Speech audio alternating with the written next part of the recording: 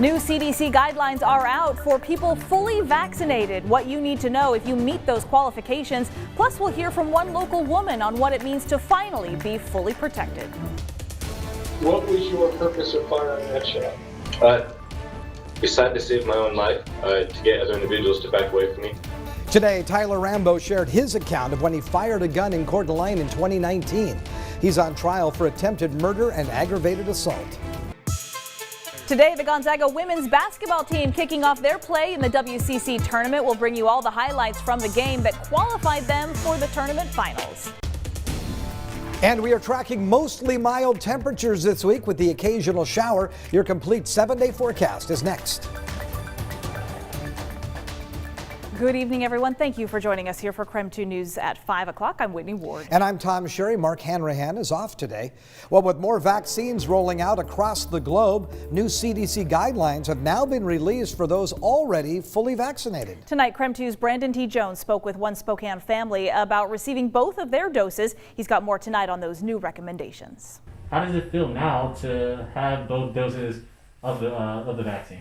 It feels very liberating. Nearly an exact year to this day, the entire country began shutting down because of the coronavirus. We didn't have Thanksgiving, we didn't have Christmas, we didn't have parties, we didn't go to Costco. As more people receive their vaccines, indoor gatherings without a mask can once again become a reality, according to the CDC. Their new guidelines lay out what's changed since doses have become more available. Anyone who's been fully vaccinated can meet with one another without worrying about contracting or spreading the virus. You know, we just tried to follow all the rules and do everything, and it's quite an insidious virus. It's everywhere. In early January, Cheryl Cooney and her husband battled COVID-19. The virus caused problems for them. Muscle aches, a high fever, pain, and a loss of appetite were among the symptoms they dealt with. Cheryl was stuck in her bed for a full week, and after the initial recovery, she's experienced moments of fatigue. But other than that, we recovered quite nicely. When the opportunity came to get vaccinated, they knew they were going to take advantage of the resources available.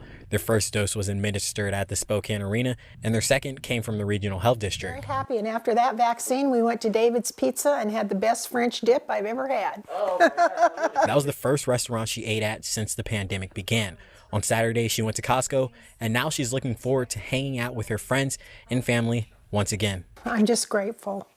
I'm grateful that we weren't sicker when we had the virus, and I'm grateful that the vaccines are available for people. If you've been fully vaccinated, the CDC now has a list to help guide you back into some of those old routines. From Spokane, Brandon T. Jones, KREM 2 News. Okay, so now let's break down what it means to be fully vaccinated. For those who took the Moderna or Pfizer's 2-dose regimen of the vaccine, it's going to take about 2 weeks after that second shot to be considered fully vaccinated. Johnson & Johnson, they have a 1-dose vaccine. That protection is considered full 2 weeks after that single shot. But until then, you should still take all prevention steps just to keep yourself and others safe. Well, vaccine eligibility has been expanded at Kootenai Health in northern Idaho due to large quantities of the vaccines that are available now. People with at least one increased risk medical condition now qualify. Starting today, anyone who falls under that category between the ages of 18 and 64 is now eligible for an appointment. Increased risk medical conditions include cancer, pregnancy, asthma, Down syndrome, type 2 diabetes, and hypertension or high blood pressure. For a full list of those who qualify, just visit the Kootenai Health website. Today, 19-year-old Tyler Rambo shared his account in court of when he fired a gun in Coeur d'Alene 2 years ago. Rambo is on trial for attempted murder and aggravated assault after a 4th of July shooting at City Park. Rambo told the jury he got into a fight with another man named Jawan Anderson at that park. He admitted to carrying a revolver as well as extra rounds with him for general protection. He says after he and Jawan started fighting, other people then joined in and started kicking and beating him. Rambo says while he was on the ground, he pulled out his gun and fired it into the air to get the group of people to back off. That's when he says he and Jawan fought over the gun. He was yelling, "Don't shoot me, run," something to that effect. What were you saying? I was saying, "I'm not going to shoot you, let go." What was your intent at that point? To get the hell out of there. Why? Because I didn't know if they were going to attack me from the side again or from the rear again. Was it ever your intent to shoot Juwan? Not at all. Was it ever your intent to shoot anybody? No. The defense attorney also called Rambo's mother and 9-year-old sister to the stand today. Both were with him that day prior to the shooting. His mother told the court she didn't know Rambo had brought a gun with him to the park. The Spokane County Sheriff and City Police Chief are calling on the community to help curb the escalating gang violence that's happening in our area. Both agencies say they are seeing a higher than usual trend of increased gang violence with crimes involving murders, felony, assaults, and robberies. They say most of these gang-related crimes are being committed by juveniles. The chief and sheriff believe the answer to stopping this trend and ending the cycle is for mentors in the community to step up. We're trying to fill a gap as a government entity that really the family, the friends, the schools, they should be filling that gap. We're willing to do it because somebody has to do it, but we're never going to be able to penetrate to the same degree that a lot of these other entities are. They should be coming absolutely out of the woodwork and offering help. That's what's going to help with this. Sheriff Knezovich says he could not say whether this trend is a result of students not being in person at school for almost a year now.